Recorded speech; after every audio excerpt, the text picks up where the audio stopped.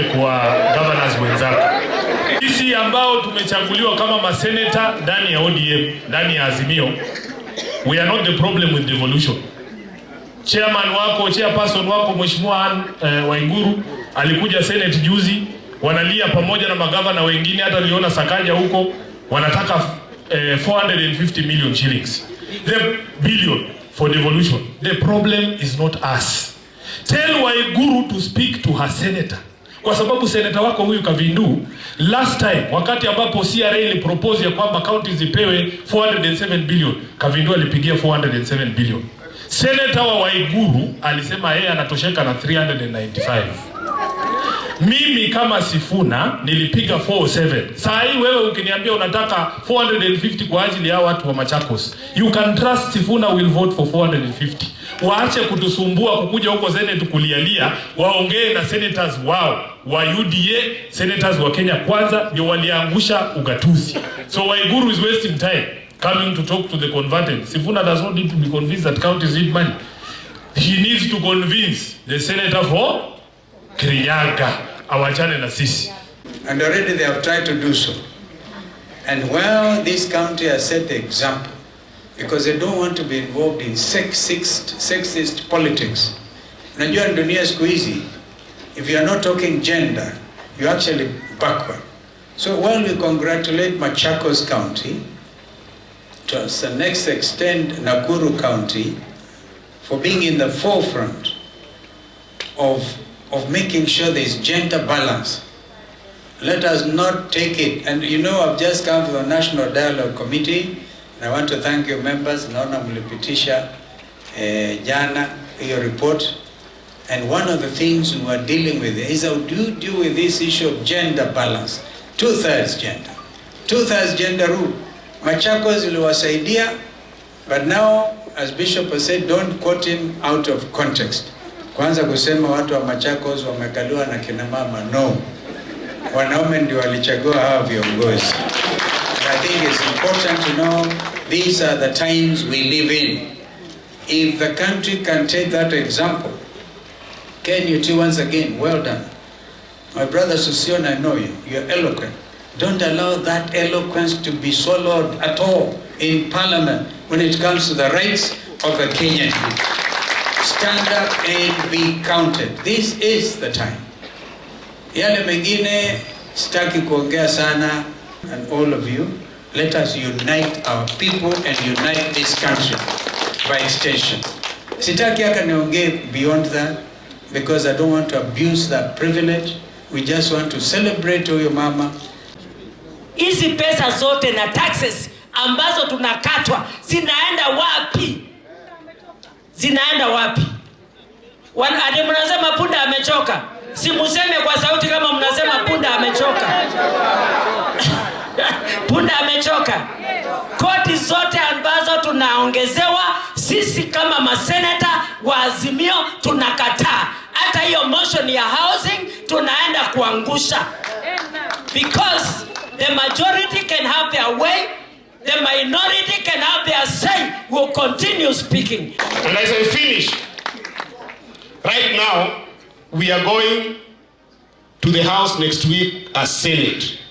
MPs of this country failed us on the issue of housing levy. We as senators, as we leave Kitui, I don't know what you are telling, as we leave Machakos, I don't know what you are telling your senator, Mama Kavindu. But myself from Migori, ndugu yangu Sifuna from Nairobi, we have been instructed by our people to stop that housing levy. Stop here, I must stop. I must stop. Let me tell you, teachers, as I finish. If you must insist on housing levy, do it with some of decorum the way Singaporeans do it. Instead of forcing people to buy houses, Mr. President, simply say, I am going to come to Kambani, mtu ambaye ana nyumba ya nyasi, nimpatie 50,000 aongeze kwa nyumba mabati. Mtu ambaye ana nyumba mabati, nimpatie 30,000 aongeze kuwe na nyumba ya simiti. Na kama kuna simiti na mabati, aongeze nyumba yake ikuwe na stima. That is the real housing levy in other adventurous democracies. Not this one ya ukora, ya kunyang'anya watu pesa, alafu nawekea campaign, uje unaona nao watu wetu. If anything is going to happen, Ruto will be a one-term president and we know where to look at in 2027. Asanteni sana. Kwa hivyo mimi nataka niombe viongozi wa Azimio. Kenya inatutarajia sisi, inatutegemea sisi.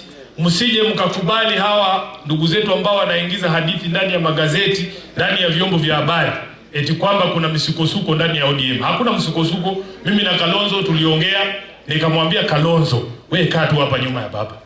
Sisi watu ya ODM tunachukuanga instructions from only one center. Baba akisema left, tunaenda left. Akisema right, tunaenda right. Kaa tu hapo nyuma, mambo itakuwa mzuri. Angekuwa hapa angewaambia Sifuna aliwaambia. Mnanielewa nyinyi watu? Tunaelewana watu ya Machakos? Wasangu tunaelewana? Kwa hivyo mimi nataka nimalize kwa kusema mambo mawili. 2027 watu hawatatafuta ule mtu wako na pesa. Uchaguzi ya 2027 si ya ule mtu mwenye ni mjanja.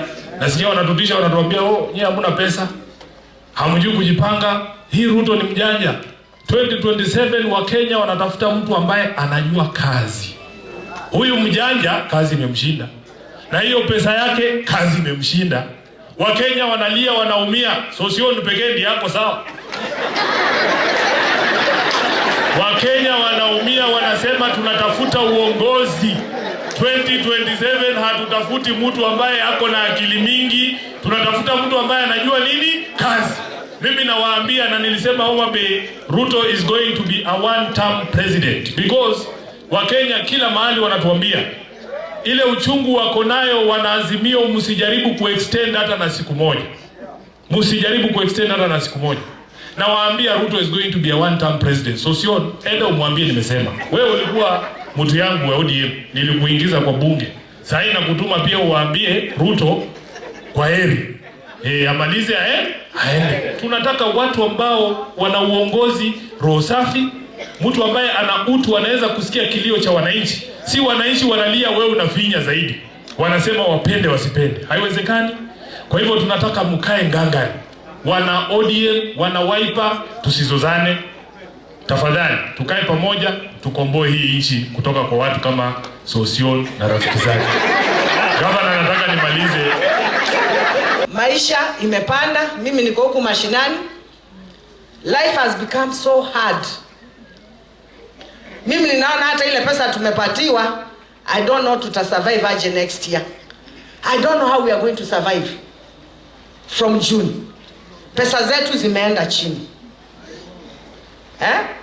Na ni kweli Senator Sifuna amesema hapa. Sasa watu waache kuwaambia. Mimi nimeongea na seneta wangu. Na seneta wangu tumekubaliana asipitishe. Hao wengine waache kufanya ile cosmetic. Ni cosmetic hiyo. Kila mtu aende aongee na seneta wake. Wakikataa kuongea na seneta wao, wasiblame nini? Let them not blame anybody. Because number one, the senator, you're there to protect devolution. Na wewe kama unaenda kupiga kura devolution inyanyaswe hata wale watu wa huko, next time they should just let them go because they do not have the interest of the people at heart. Na mimi nitamwambia tunakutana Mutembei kwa Wanga. Nitamwambia nyinyi go and lobby your senators because us we have lobbied our senators. Mheshimiwa Kavitusi tumekubaliana. Dunene wetu tiwe nie. Siwezi pigia yes, hiyo nitapigia no, nitaangusha. Tunaelewana? Kila mtu aende a lobby senator wake. And let me tell you, we normally do that as governors, msidanganywe na mtu. Si ndio Sifuna, si mnajua hivyo? Yeah, mambo ikiwa ngumu, kila mtu anaongea anaongea na senator wake. Kila mtu aongee na senator wake ndio watu wetu waweze kusaidika. Maneno mengine nimeongea maneno ya overtaxing. Even me, number one, kama Machakos, I cannot hata kufikiria kuongezea watu taxes. Nikiwaongezea watakufa. I'll be barring every day, not even every weekend. We cannot add taxes. What we are trying to do as the government, as the county government of Machakos, we are trying to tighten our rope. Kuokota tu ile kwa suppose kufanya nini? Kuokotewa, but we cannot think of adding taxes to them. Kwa hivyo mimi namwambia Mheshimiwa Rais, ujue kama unataka maneno ikulu huku down, mwaga vitu huku chini, watu wapate, watu watulie. Because if people don't have one, Sosyon is my friend. And my very good friend. Seriously, we just need to tell the president the truth. The ground is not good. The ground is not good. Tumuelezee tu, awachilie vitu. Imagine kama huku chini kumenyamaza, dunia imefanya nini? Imetulia. But kama huku chini mambo ni, you know, it is not good for everybody. So tafadhali, enda umwambie tu vizuri, waangalie maneno ya watu, ndio hii shida mingi iishe katika Kenya. Anyone thinking of reducing money is going to devolution, zile zinaenda kwa mwananchi, huyo ni adui wa taifa na wananchi wa Kenya. Hiyo bottom up ni gani? Na tunapokonywa kuna bottom up. So in this case, wananchi wetu, as Kenyans, let's mark the members of National Assembly who are voting for that kind of an agenda. And we deal with them when it comes to, in fact, we should not even allow them to speak to us. Waende na huko wakakulia na huko Nairobi.